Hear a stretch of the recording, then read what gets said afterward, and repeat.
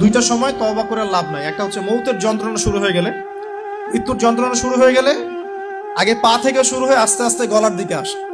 হাদিসে যেমনটা এসেছে, সূরা ওয়াকিয়ার মধ্যেও আছে যে পায়ের দিক থেকে যন্ত্রণা শুরু হয়ে আস্তে আস্তে আস্তে আস্তে এই গলার দিকে আসে, এবং আত্মাটা গলার এখানে যখন চলে আসে, এখান থেকে মালাকুল মউত আত্মাটাকে নিয়ে চলে যায়। এবং চোখ দিয়ে তাকিয়ে থাকে মানুষ। রুহটা চলে গেলে মানুষ চোখ দিয়ে তাকিয়ে থাকে, দেখবেন এই কারণে মৃত ব্যক্তি তাকিয়ে থাকে, চোখ খোলা থাকে। এবং তখন আসমান থেকে সিঁড়ি নামিয়ে দেওয়া হয়, ওই সিঁড়িতে করে আত্মা চলে যাচ্ছে, ও তাকিয়ে দেখে যে আত্মা চলে যাচ্ছে।